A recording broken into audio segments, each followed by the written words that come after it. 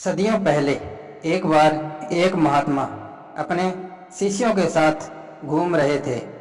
एक दिन घूमते हुए रात में वे एक लोहार की दुकान पर पहुंचे और रात बिताने की जगह मांगी। लोहार ने उनका बड़े आदर से स्वागत किया। उसने उन्हें भोजन खिलाकर अपने घर में सुलाया और स्वयं बाहर मैदान में जाकर सो गया। सुबह उठने पर उसने सबको नाश्ता कराया और बोला, यदि आप लोगों को कोई असुविधा हुई हो तो मैं उसके लिए क्षमा चाहता हूँ। महात्मा जी बोले, बेटा, हम तेरी सेवा से बड़े प्रसन्न हैं और तुमको 3 वरदान देते हैं, जो चाहे सो मांग लो। पहले तो लोहार सकुचाया, फिर कुछ सोच कर बोला, महात्मा जी, यदि आप देना ही चाहते हैं तो मुझे 100 वर्ष की आयु का वरदान दीजिए। तथास्तु, महात्मा जी बोले, दूसरा वर और मांगो। लोहार ने मांगा कि उसे जीवन भर काम की कमी न रहे। महात्मा ने वह वर भी दिया और तीसरा मांगने को कहा।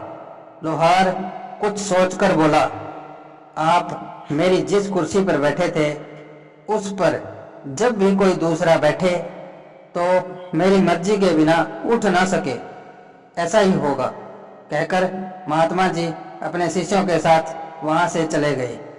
जैसा महात्मा ने कहा था ठीक वैसा ही हुआ। लोहार के सभी संगी साथी रिश्तेदार एक एक करके अपना समय आने पर मृत्यु को प्राप्त हुए, पर लोहार वैसे का वैसा हट्टा कट्टा बना रहा। उसकी दुकान पर काम की कोई कमी न थी। वह दिन भर गाने गाता और लोहा पीटता था, पर एक न एक दिन तो सभी का समय समाप्त होता है। लोहार के वरदान के 100 वर्ष पूरे होते ही साक्षात यमराज उसके दरवाजे पर आ खड़े हुए और उसे साथ चलने को कहा। लोहार अपना समय पूरा हुआ देख पहले तो घबराया, पर फिर संभल कर बोला, आइए यमराज जी, मैं जरा अपने औजार संभाल कर रख दूं, तब तक आप इस कुर्सी पर विराजिए। यमराज कुर्सी पर बैठे ही थे कि लोहार ठहाका मारकर हंसा और बोला, अब आप यहाँ से मेरी मर्जी के बिना नहीं जा सकते। यमराज ने बड़ी कोशिश की, पर उस कुर्सी से उठ ही न सके। लोहार उन्हें वहीं बैठा छोड़कर खिलखिलाता हुआ निकल गया। यमराज को अपनी कैद में पाकर लोहार को मृत्यु का कोई डर न रहा और इसी खुशी में उसका दांत उड़ाने का मन किया। उसने एक मुर्गे को पकड़कर पकाने की सोची। जैसे ही लोहार ने उसकी गर्दन काटी, वह गर्दन फिर से जुड़ गई और मुर्गा फड़फड़ाता हुआ भाग निकला। ठहर शैतान की औलाद, मैं तुम्हें नहीं छोड़ूंगा। लोहार मुर्गे के पीछे दौड़ा, पर उसे पकड़ न पाया।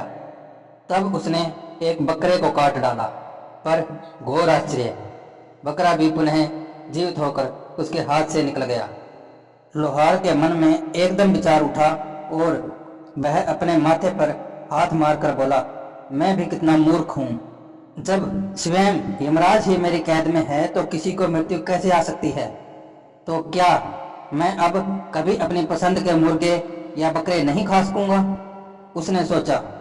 पर यमराज को छोड़ने का मतलब था खुद अपनी मौत को दावत देना। चलो, दलिए और खिचड़ी से ही गुजारा कर लूंगा, जान तो सलामत रहेगी, उसने सोचा। पर अगला साल आते आते मुसीबतें बढ़ने लगी। किसी के न मरने के कारण जीव जंतुओं की संख्या बढ़ने लगी। लाखों मच्छर मक्खियाँ, कीड़े मकोड़े, चूहे और मेंढक आदि पैदा हुए और उन्होंने खेतों और खलिहानों में रखी सारी फसलें वह अनाज खत्म कर डाले। पेड़ों का एक एक फल पक्षियों और कीड़ों ने खा डाला। नदियाँ और समुद्र मछलियों, मेंढकों और अन्य पानी के जीवों से इतने भर गए कि उनमें से बदबू आने लगी और उसका पानी पीने के लायक न रहा। आकाश टिड्डों और मच्छरों से भरा होने के कारण काला दिखाई पड़ने लगा। धरती पर ऐसे भयानक सांप और वन्य जीव रेंगते थे जो किसी को भी काटे तो वह तुरंत मर जाए, पर मौत आ किसको सकती थी। यमराज तो लोहार की कुर्सी से चिपके पड़े थे। लोहार को यह सब विनाश देखकर अपनी भूल का एहसास हुआ। उसको अब जाकर पता चला कि मृत्यु के बिना सब अधूरा है। लोहार दौड़ता हुआ अपनी दुकान पर पहुंचा और यमराज को मुक्त कर दिया। यमराज ने उसकी गर्दन में अपना फंदा डाला और उसे यमलोक ले चले। धीरे धीरे सब कुछ सामान्य रूप से चलने लगा। दोस्तों, प्रकृति अपने हिसाब से बैलेंस बनाकर चलती है, इसलिए जो हो रहा है सही हो रहा है। अगर यह कहानी आपको पसंद आई हो तो लाइक, शेयर और सब्सक्राइब करना ना भूलें। धन्यवाद। आपका दिन शुभ हो।